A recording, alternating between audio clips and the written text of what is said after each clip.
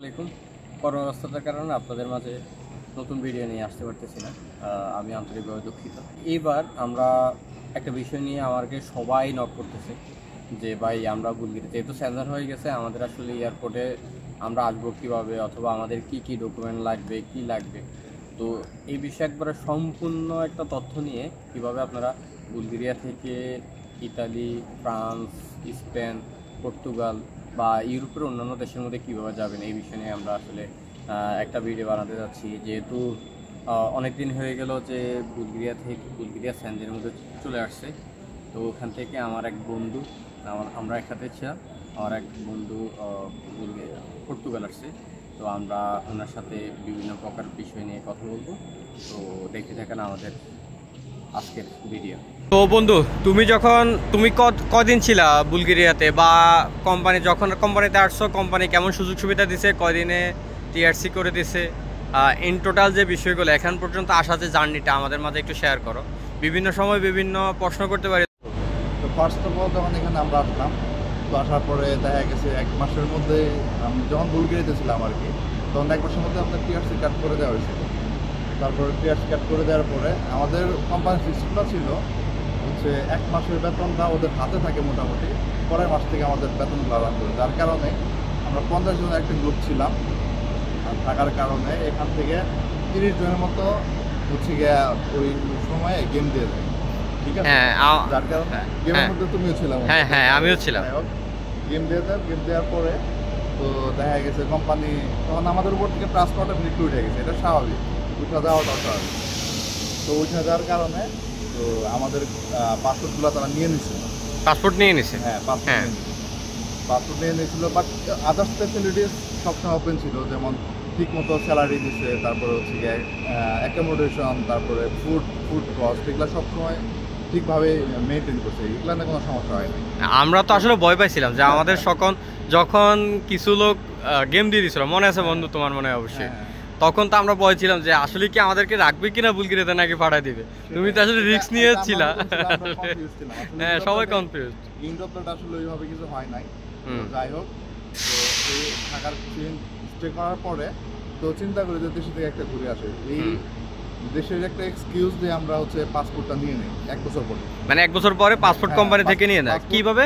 Passport ওদের বলছে আমরা দেশে যাবো, ওরা প্রুফ হিসাবে টিকিট চেয়েছে, বাংলাদেশের টিকিট। হ্যাঁ, বাংলাদেশের টিকিট। পরে আমরা টিকিট কাটার পরে আমরা দিয়ে দিয়েছি।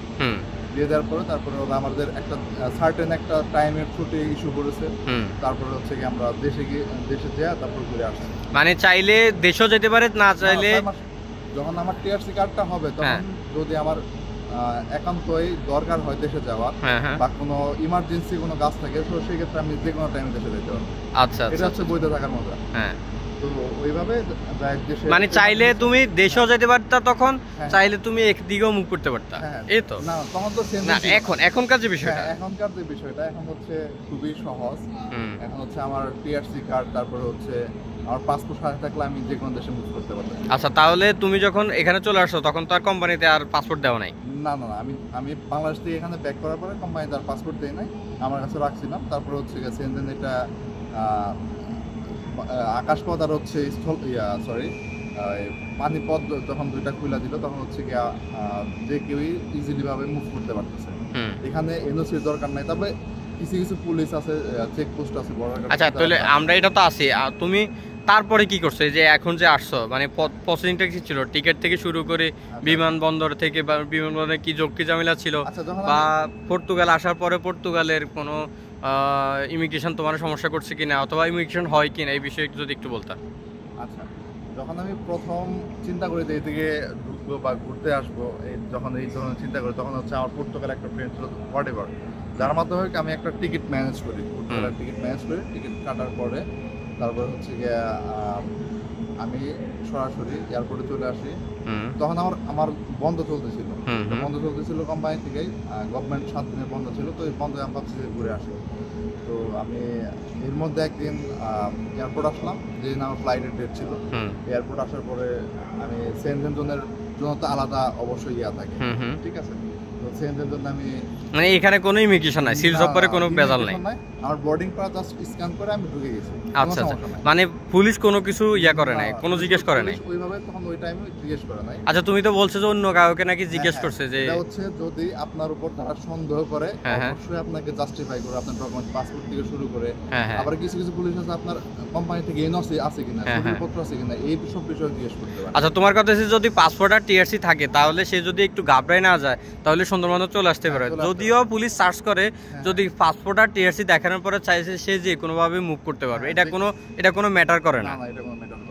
মানে তোমার কথা হচ্ছে যে পাসপোর্ট আর টিআরসি দুইটাই থাকতে হবে, একটা নিয়ে মুভ করা ঠিক হবে না। আমার ক্ষেত্রে যেটা হয়েছে, আমি যেটা নিজের এক্সপেরিয়েন্স থেকে শেয়ার করতে পারি সেটা হয়েছে, আমার হচ্ছে পাসপোর্টও শো করা লাগে না, আমি জাস্ট বিমানে ওঠার আগে যে জাস্ট শুধু একটা ডকুমেন্টস টিআরসি কার্ড শো করছে। বাট সবার ক্ষেত্রে এটা হবে, এটা ম্যান্ডেটরি না, কারণ আমার কেউ কখনো সার্চ করে না, কেউ জিজ্ঞেস করে না। আবার আমার সামনে আশেপাশে অনেক এশিয়ান ছিল, অনেক মানুষ ছিল, ওদের জাস্টিফাই করছে, ওরা সন্দেহ হয়েছে, জাস্টিফাই করছে। আর তোমার কথা হচ্ছে যে জাস্ট এইভাবে সহজে চলে আসতে পারবে। ধন্যবাদ বন্ধু তোমাকে আমার মাঝে, আমার সকল ভিউয়ার্সের মাঝে ইন্টারভিউ দেওয়ার জন্য। আসলে সবাই দিতে চায় না, তোমাকে অশেষ ধন্যবাদ, আমার সকলের পক্ষ থেকে ধন্যবাদ। আসসালামু আলাইকুম, সবাইকে ভালো থাকবেন।